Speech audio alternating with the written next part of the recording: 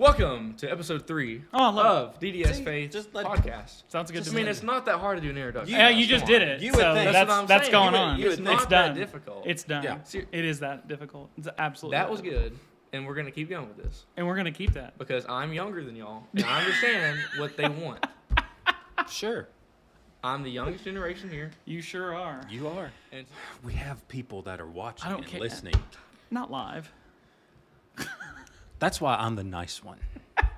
We're not keeping is that. that gonna be like the recurring thing you say every podcast at some point during? Yes, the I'm the nice one. You said that in both of them. I am the nice the first one I And put. I know you said it in the first self-proclaimed nice one. But that's it. It's You called did say it in rebranding. the first one. Yes. And you did say that part too. Yeah. Your How middle was name- the? Your middle name is Scott. Why are you doing it?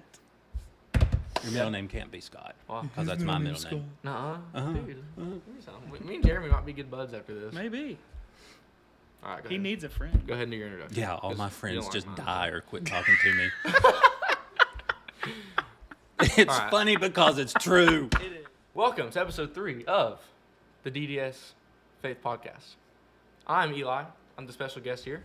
And today we're going to be talking about youth and college ministry in the church. As you can see, I'm the youngest one here.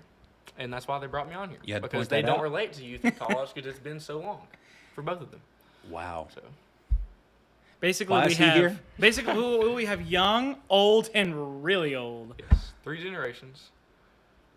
You started it. I'm the nice one. Here he is.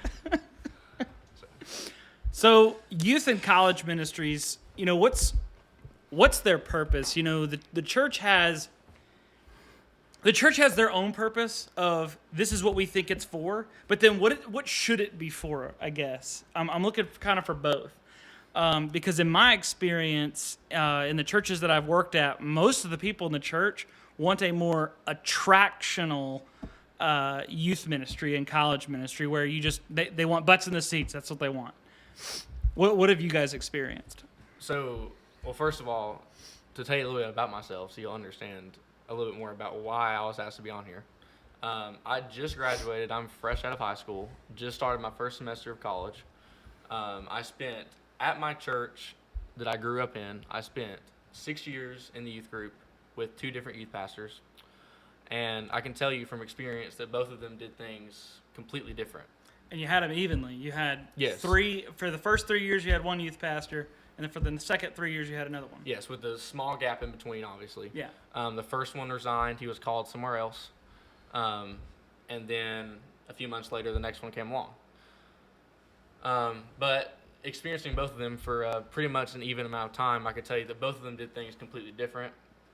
And since I just graduated, I can tell you that being through middle school and high school, youth ministry is super important and it needs to be taken seriously in the church. Yeah. And when you're there, you need to be prepared for what you're going to face in the world. Because when you go off to college, and I can tell you only 2 weeks into it, there's going to be those professors that you just want to raise your hand so bad and say something about what they're saying, but you really don't know whether they're going to be smarter than you.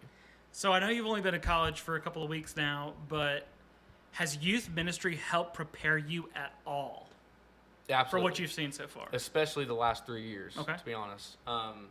The first 3 years, I spent a lot of time just hanging with friends. I just got to middle school. Life was completely different than elementary school. And the peer pressure changes. Yeah. And so my idea of youth was just showing up, having fun, going to the events they were having, and it was really shallow. I had the opportunity to go on a mission trip to Nashville, and that was, to be honest, nothing but fun. Okay. So really quick. So you're talking about the first 3 years. So you're talking Yes. 7th, 8th, and then 9th grade. Correct. And then So 10th, 11th, 12th was the last 3. So you were also younger then. So could it be that your view of youth ministry then was just a little bit different? Yes. You have a new perspective as well? So Just to be objective. So I do think that being young played a big part in it. Yeah. You know, I hadn't grown in my faith quite a bit. I was saved, quote unquote saved, the sinner's prayer, when I was about 8 years old. To be honest, I was so young I couldn't tell you whether I was 7, 8, 9, whatever it was. On the Yeah. second or third verse of Just As I Am. But being early in the youth, I was young and I was, to be honest, immature. I just wanted to invite my friends, show up, have fun, go home, play Xbox, leave my Christian walk inside the church. Right. And then the next one comes along, and he starts changing things. The next youth pastor. So this is my almost into my freshman year. The next youth pastor that came along was nothing but, to be honest, a threat to the fun I was having. And with that being said, like, I'm not here to bash the youth pastor that I had before. I think that he did some things well. You know, and then a huge difference between the two was the first one had huge numbers coming, and the second one had smaller numbers coming. Mm-hmm. Not that the second one had really tiny numbers, but they were smaller than the first one. Yeah. Keep in mind, when the second one came, COVID hit within like a year. So that did not help anything. But when he came, he started making changes that I didn't like. We did this thing called fifth quarters, and this was the first thing I did not like. And we did these things called fifth quarters Friday nights after football games. Pretty much every week, you'd come like 9 o'clock, and you would stay until midnight. And it was essentially, the way I thought of it, was a safe hangout for teenagers to keep them out of trouble. Which, although it's not a bad thing, it is important. You know, you want to be around the right people, especially Friday nights when, you know, you have all those temptations. But there's more to it than that. That's not the mission of the church. Right. If that was the mission of the church, then it would really just be, oh yeah, you know, keep them out of trouble. They're still going to hell, but keep them out of trouble. Mm-hmm. Forget discipleship. Yeah. When you say threatened your fun, what do you mean by that? I was just going and having a good time. Not that I wasn't growing spiritually, but I didn't realize how little I was growing spiritually until the next one came along. And I wasn't spending a whole lot of time in the Word. My spiritual growth was 95% Sunday mornings, Wednesday nights. Wednesday nights at youth. And so when he came, the fifth quarter thing was for only high schoolers, and the youth was 7th grade through high school. So only high schoolers were allowed to come to these fifth quarters. The new youth pastor comes along, hears about that, and opens it up to middle schoolers. And I had just gotten in high school, so I had waited my time to get to these fifth quarters, and then these annoying little middle schoolers are showing up, and I'm like, what's the deal? So I called this youth pastor, and I was like, what the heck, man? And You actually spoke to him.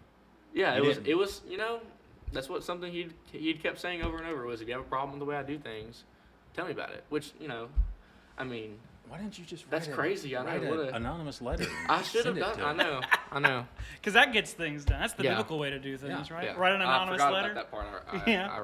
I read in the Bible. You were good. You So- practiced Matthew 18. You called him and you said, "Hey," and you didn't accuse him of anything, right? No. You asked him, "What's the deal? Yeah. What is the purpose? Why are you allowing the middle schoolers to come?" So I was respectful. Yeah. And I pretty much told him, like, hey, I just got in high school. I feel bummed out that I waited 2 years for nothing. And why are these middle schoolers coming to something for high school football game or after high school football games? And he was like, discipleship. And I was like, what? What is that?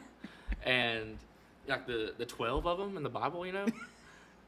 I didn't know that we had disciples. I didn't know that I am a disciple of Jesus. I mean, if Right. somebody told me that 4 years ago, I'd been like, Well, what religion are you? you're not just a disciple of Jesus, but usually someone is supposed to be mentoring you. Right. They're supposed to be discipling you. Mhm. And disciple is not only a noun, but a verb. Right. You are a disciple, and you, like you said, get discipled. Yeah. And so you don't only get discipled by your pastor or your youth pastor. Mm-hmm. And one of the things he brought up on this phone conversation was you disciple these younger kids in the youth group. Yeah. Because not too long ago, you were in their shoes. You know what it's like. You know their struggles. Take an opportunity to build a relationship with them and pour into them. Yeah. I cannot tell you the gap that I had when I was in 7th grade with those seniors. And it was almost like I knew who they were, but It's like they were untouchables or something. They were just so great And I was beyond you. intimidated Yeah. around them. And I know a lot of them now still, and that's not the case anymore. Right. I was seriously intimidated to be around them. I wanted to be cool. I wanted them to think that I was, you know, whatever. And I didn't have a relationship with them. And so when this youth pastor explained to me why he was inviting them to fifth quarters, it made sense to me. Although it was kind of a bummer. After that whole year, I understood, like, hey. Well, you had some brothers that were coming up into the and youth that made as it well. even worse. I had two brothers. I have two brothers that are 3 years younger than me. They're twins, and they came up in the youth. They're the last people you wanted to disciple. Yes, right. Oh, no kidding. But anyways, my sophomore year, they moved into the youth, and it's like now they're coming to fifth quarters I was supposed to have some time without him. And that's a good opportunity to build relationships with those younger kids, because when you're only doing that on Wednesday nights, there's not much there. You need to be texting them and spending time with them at outside events. We did other things other than fifth quarters, like even on the retreats. And we did do some separate things, like we'd have a high school retreat and a middle school retreat. Now, before the new youth pastor, it was just a high school retreat. There was no middle school retreat. My understanding was a lot of this stuff was more geared to the high school, Yes. wasn't it? Right. It was very seniority based. Even Yeah. little things like loading up the bus to go somewhere. Seniors first, seventh graders last. And so finally I get to, my upper part of the youth, and that's not a thing anymore. So I don't get to get on the bus first anymore. I know. How you could you? You don't get the cool back seats. Well, the middle school thing, in general, this isn't just with high school and middle school. It goes from middle school to elementary, from high school to middle school, from college to high school, from career age to college, and so on. Mm-hmm. And everybody is annoyed with the younger generation or the people that are younger than them. And do you know why that is? It's because they remind us of how we were exactly like that when we were their age. And it annoys us because it's like, we're just so, it's exactly how I was. And it's like, you don't want to think about it. So you're just like, I don't want to talk to them. And you put them down, and then you disrespect them. And we actually do this in all generations. It's not just high school and middle school. It's happened to me several times of where I've been disrespected just because I was younger. And, I try to make it a point to, just because somebody's younger than me doesn't mean I don't listen to them. Jeremy's older than me. And, I believe that he respects me just as much as I respect him, because he shows that. Mm-hmm. And I hope you saw that from your youth pastor. Yeah, when, I think both of them did respect the students to a point. Yeah. Neither of them called us kids, which was automatically a big respect. I mean, seriously, Yeah. little things like that shows a lot of respect. And you're not kids. Right. You're not. And, by definition, we might technically, we're under 18, we're children, whatever. But we're to the point where we can make our own decisions, and it is a crucial point in your life where you are transitioning into a tough time. Right. And like the first youth pastor I had, he had strengths.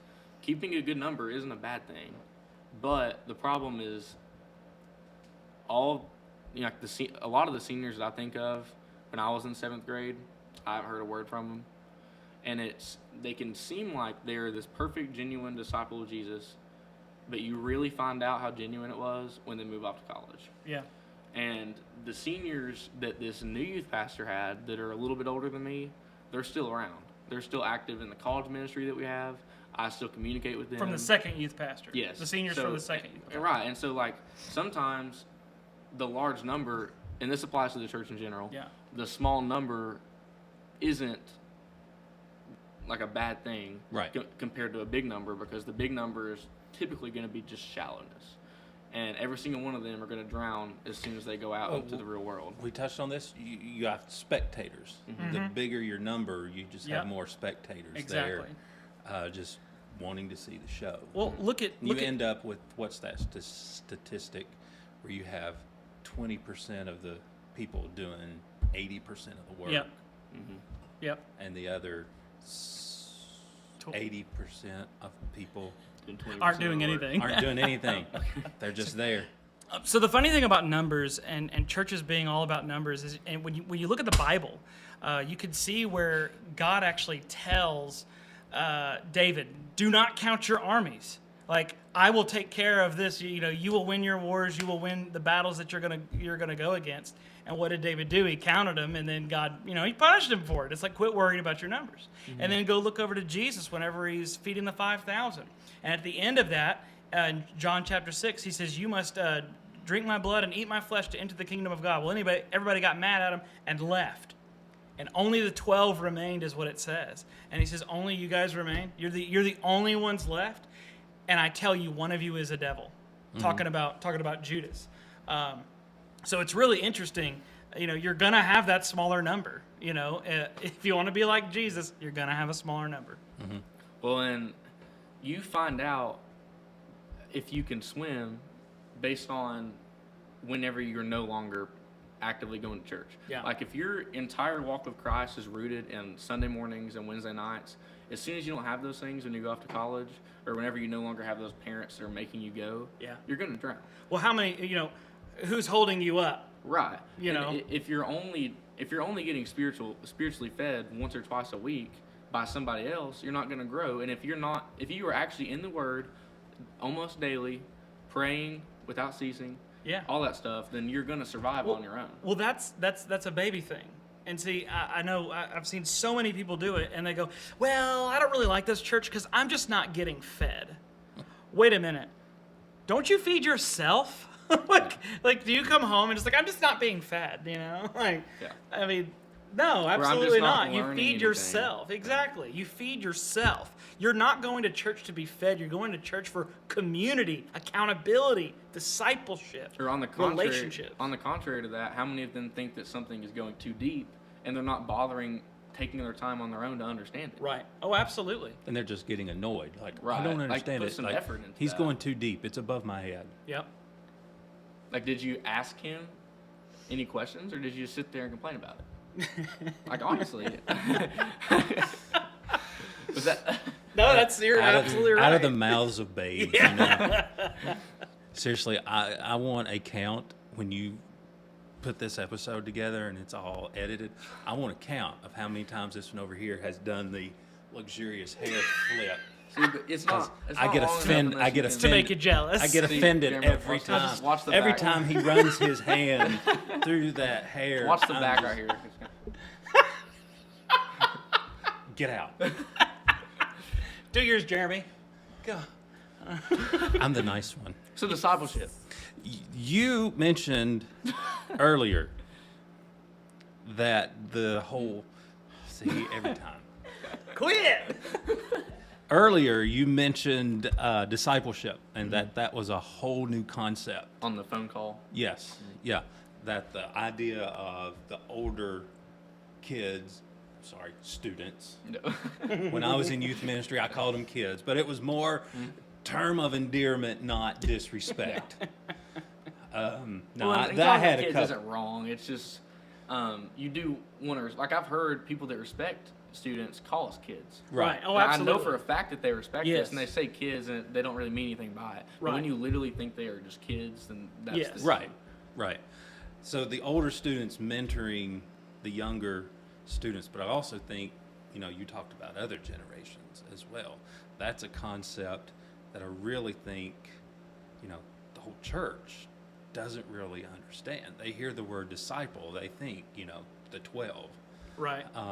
Or they think discipleship, if they do realize, we all need to be disciples, they run into this, Sunday school class is discipleship. No, it's not. Or we have a Bible study. One-on-one is discipleship. Yeah. That's what, look at Jesus. He had his 12, but he has his top 3. Well, he had Peter, James, and how John. did he get those 12? Yeah, he did not get them all at once. Right, and he went after them too. Yeah. And they didn't come to him. Yep, that's right. But he said, "Drop your nets and follow me." Yep. While they were fishing, which was their livelihood. That's how they made money. I think that story is so good to it speaks volumes. Yeah. I remember a D Now retreat that we did. The whole theme of that. This is with the second youth pastor. Okay. The whole theme of that was genuine, an authentic faith and genuine discipleship, and the difference between that and just shallowness. Mm-hmm. And one of the huge analogies that we used was when Jesus went and he said, "Drop your nets and follow me." Yeah. Correct me if I'm wrong. It was Peter.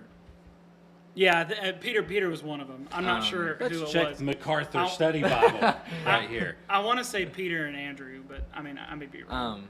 But anyway, so he said, "Drop your nets and follow me," and they weren't just fishing for fun; that was their job.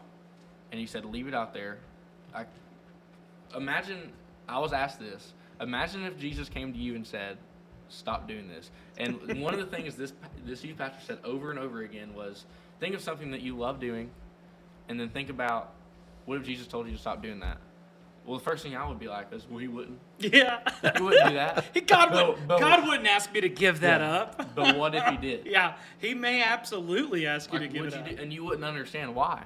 At least not at the time. Well, I've got a good example of that just personally. You know, I've been a youth pastor for like, I don't know, 10 years now or so. And I've always saw myself just doing youth pastor. I never saw myself like ever being done with youth ministry. And then God said, "You're done." And now I'm doing this ministry, whatever that's gonna look like, you know. And you would think, you know, God wouldn't ask me not to do that. I mean, I was doing the Lord's work, but He says, "I don't want you doing that work. I want you doing this." So I said, "Okay, yes, sir. You got it."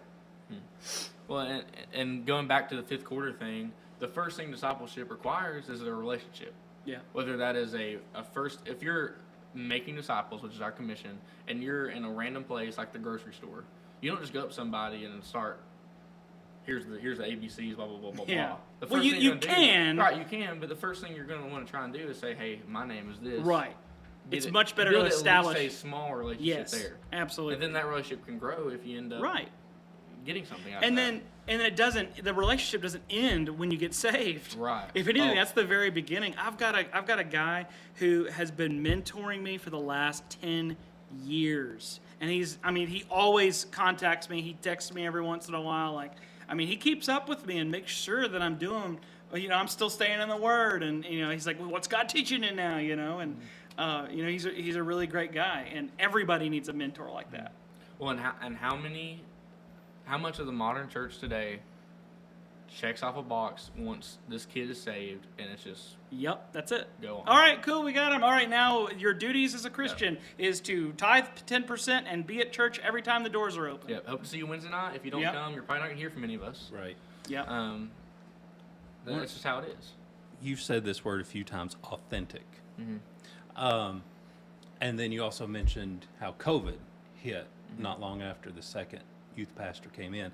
COVID hit the whole church. And I talked previously about how I just truly believe that was an opportunity from the Lord. Telling everyone in the church, do better, be better. Because when things were shut down, you had to be a lot more intentional Right. about interacting and participating in things.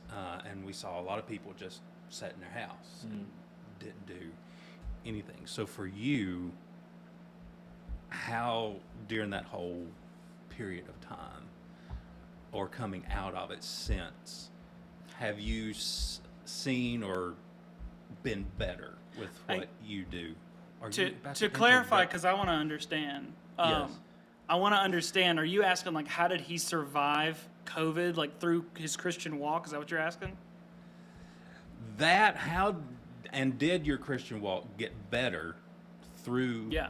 Cool. through the pandemic, and what were some things that you learned so that on the other side of it you can be better than you were when you went into it? So to start, the last podcast, something you said was how people were like, "Oh, I just want to go back to Sunday school," and to be honest, I was one of those people at the beginning. I mean, you could ask him.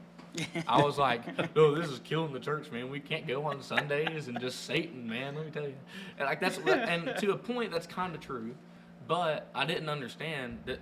Obviously, I've always heard the church is the people, which is very true. Right. But I was thinking, oh, church is canceled. That's not true. Yeah. We should have been holding each other accountable the entire time. And at the beginning, I wasn't. But to the question about how I grew during that, I think God used COVID to teach me that even though everything's online right now and the fun things are gone and the Wednesday nights are gone, the church body is still there. We can still communicate. We can still hold each other accountable. We can still bear each other's burdens, restore each other, talk about sins, whatever we got to do.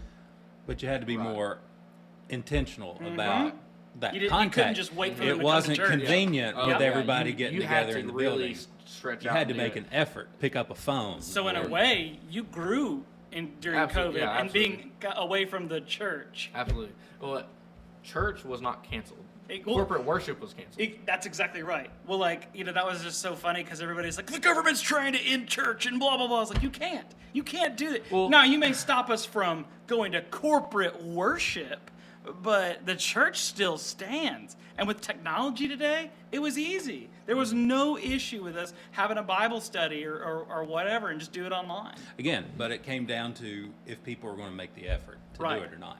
And I think one of the things I saw was, there was no effort being made. Well, and the live stream, like the whole technology side of corporate worship was improved quite a bit. We started doing a live stream. Yep. The youth started doing more live streams and stuff. It was, that really we had to step up the game in that area. Yeah. However, that can be a bad thing now because how many church members just sit behind a screen and do church? But think about it. Those people that are just wanting to sit behind the screen and do church are the same ones that They are just sitting in the service, just being Spectators. Spectators, yeah, spectators. Like that. So nothing really changed, did it? No. It really just kind of separated some of the wheat from the tares. Yeah. Sheep from the goats. Sheep from the goats. I would say that I grew quite a bit during COVID. It was an opportunity to reach out to some of the younger ones. I was ending my sophomore year there, so I was right at the halfway point through youth. And it was a good opportunity to grow. The discipleship part really stuck out to me. It was no longer just showing up Wednesday nights. One of the analogies that I actually gave during a lesson that I was giving to the youth, like last year sometime maybe, was, and I saw this from Francis Chan a couple years ago, that every single Christian is swimming in this giant swimming pool, and they all have these like artificial like life rafts holding them up. Life jackets. Life jackets, yeah, and they're holding them up, breathing out of the water. And those life rafts could be things like going to church weekly, being raised in a Christian home, going to a Christian college, everything, like being forced to go to church, just church attendance. That's a big one, I say. Stuff holding you up. Right. People begging you to come to church. Well, and there's that could expand to so many different things, like having a Christian thing in your bio, being born in the Bible Belt. Oh, How many people think that they're a Christian because they were born in East Tennessee and my grandma went to revival? Like seriously. There's a lot. Those life rafts or those life jackets are just holding people up, and then when they move off to college or whenever COVID hits, COVID was a big one here. Those life rafts are like ripped away, and people just start drowning like crazy. And the only ones that stayed afloat was the ones who already knew how to swim because their Christian walks were also at home. They were growing in the Word. They were praying. They were making disciples. And obviously, you're going to have those ruts where you're just not really being that productive as a Christian, which is okay. But are you genuinely attached to the vine? Oh, and this particular the second youth pastor, man, this hit hard. I mean, this seriously changed the past 2 years. We were at the beach on this beach retreat, and he said, how many of you aren't attached to the vine, but I'm holding you to the vine?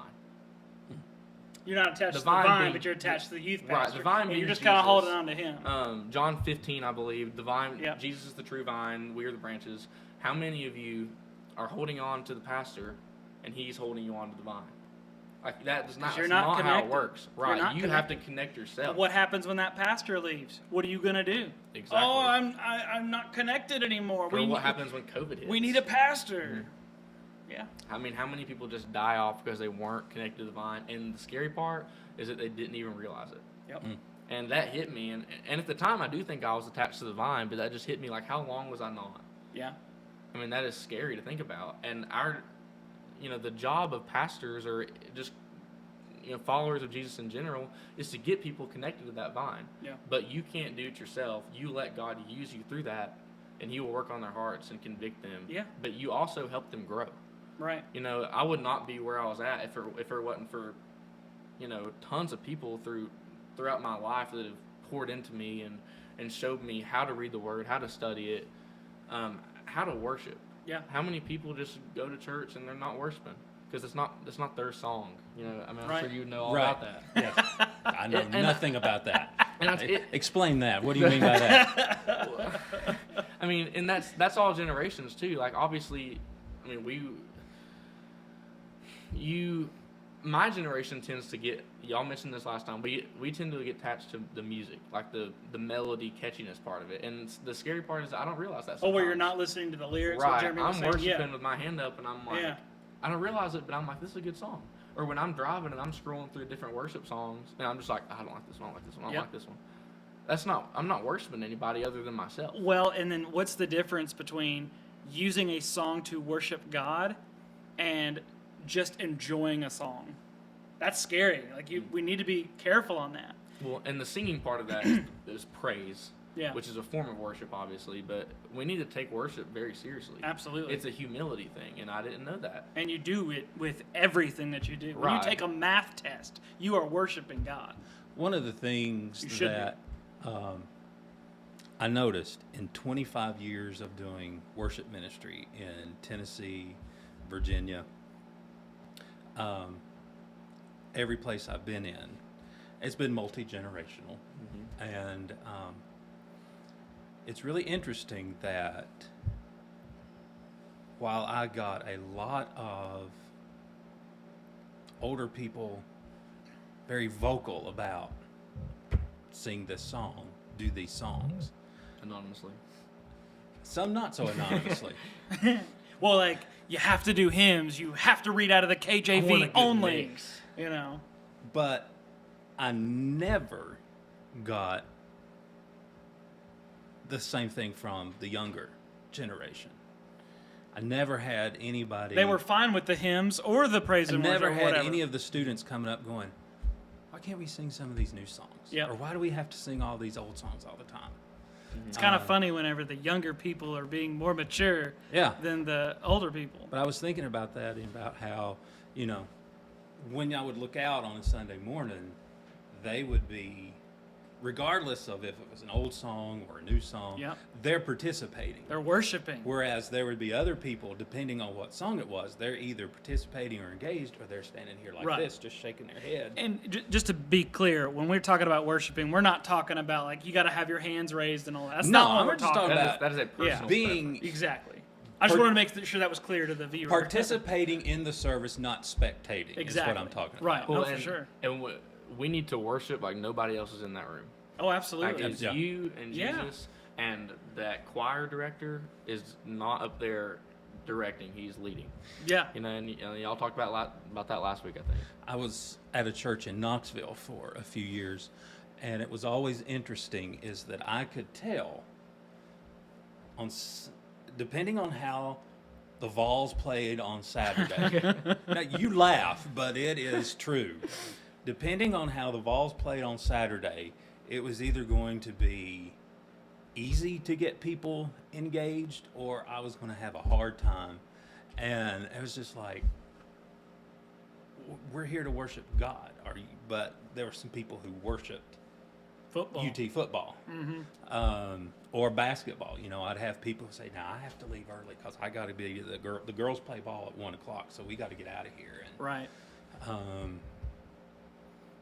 But that was what was interesting was I never got flack from the younger generation. They were always more willing to participate and be engaged in what was going on. Yeah.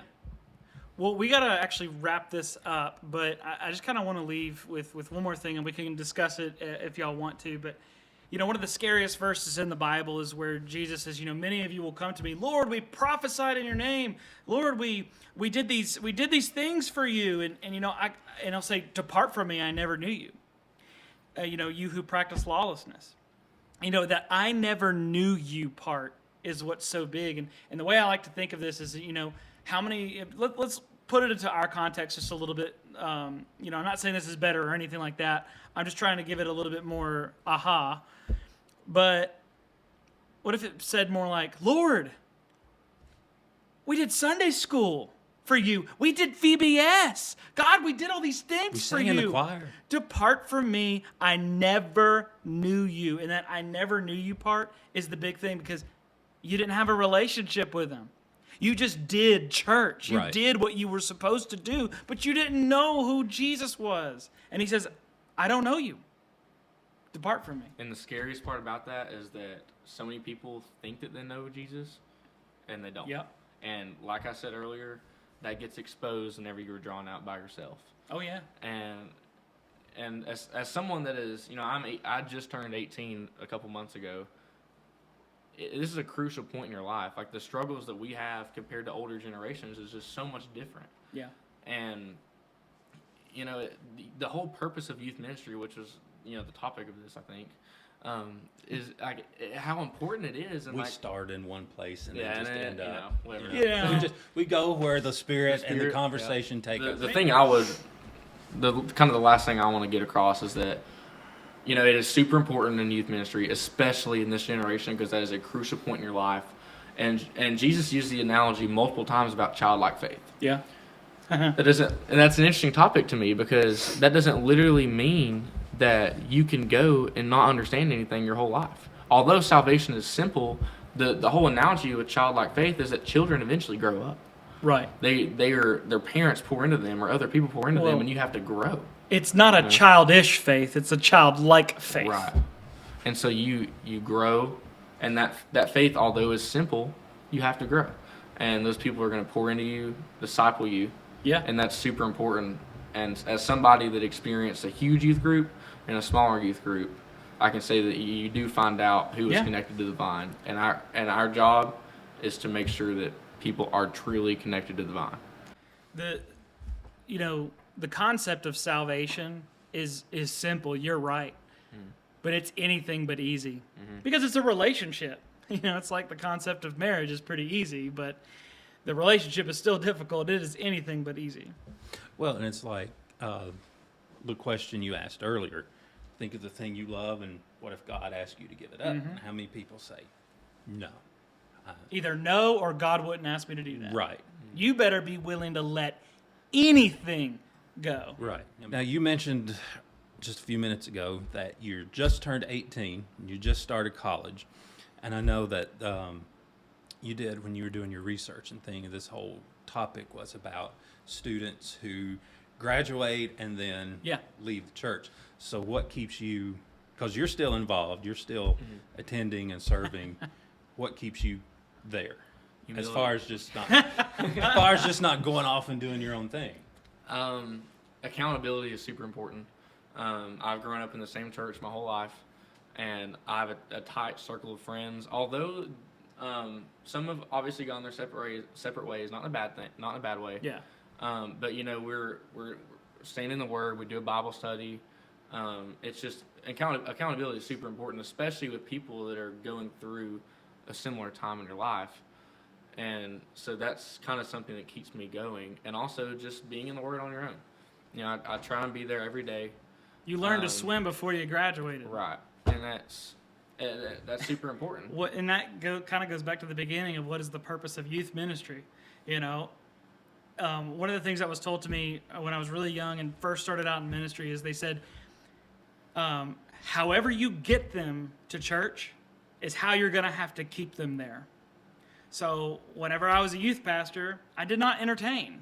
I didn't do it. That was not my goal. My goal was to keep them there with the gospel. And guess what? They came. Well, and my buddy gave a great analogy on that, actually. Like if your child is having a birthday party at somewhere really fun, like Chuck E. Cheese or something. I'm sure you would love Chuck E. Cheese. Oh, yeah. If he's having a birthday party there and you say, all right, son, there might be 50 kids here, but I hate to break it to you, but they're not here for you. They're here for Chuck E. Cheese. Yeah. Or you have it at your boring house and 5 kids show up and you say, hey, they're here for you. Oh, man.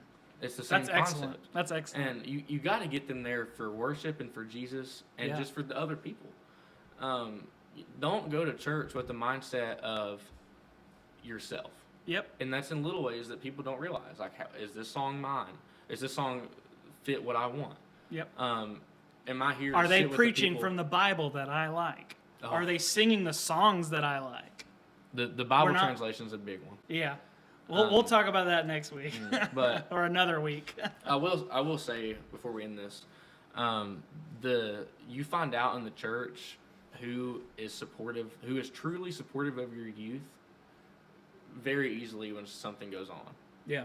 When the new youth pastor came, the wolves were just coming. Mm-hmm. And it's so unfortunate because it's people that you would never expect. Mm-hmm. And you find out who they are very quickly whenever God brings somebody that is bringing something genuine. Yep. The wolves don't have to attack when there's nothing genuine going on. And Satan wants a lukewarm Christian is more dangerous than an atheist. And Satan will use the people in the church to attack because the arrows that come from inside hurt more than the ones coming from outside. Definitely. There are some people that have came up to me and they're like, we are so proud of the way you guys are doing this, and they're genuine. They're there for us. They support us. And then there are some where it's just like, where is your voice? Like when this happens, where is your voice at? Right. Like, do you care? And then the ones that are the wolves, they claim that they're there for you, but their actions are just the complete opposite of that. Right. And it's like And I they said, sort of quiet down because now God ain't working. Or whenever he you- is, but Whenever that you was have bad a way to youth put group that. full of lukewarm Christians or a church in general, Satan would rather have that than a group of atheists because those Christians think that they're going to heaven Yeah. and they're not, and that's where Satan wants them. Yeah. I mean, that's terrifying to think about. That is And absolutely. I would rather terrible. have a group of 3 students that are on fire for Christ, genuinely attached to the true vine, versus 30 of them that are just going to fall off when they graduate. Absolutely. All right. This seems like a good place to Okay. wrap it up. Cool. Or he'll be on here for the next 3. I don't Which know. is fine. We might have him back. Yeah. I have to figure out what you are because I'm the nice one. He's got the I'm hair. actually thinking about going out there. Oh yeah, yeah. You're gonna have to do something. might You're be gonna have to do mullet something next with that hair. A mullet? Please don't do a mullet. Don't shake your hair in front of me. He's jealous of my hair, guys. It's okay. Oh, He's goodness. just old. He's jealous. All right. Well, thank y'all for listening. Please don't forget to like, share, subscribe. Check out our website, ddsfaith.org. And we'll see y'all next week. Thanks. That's right.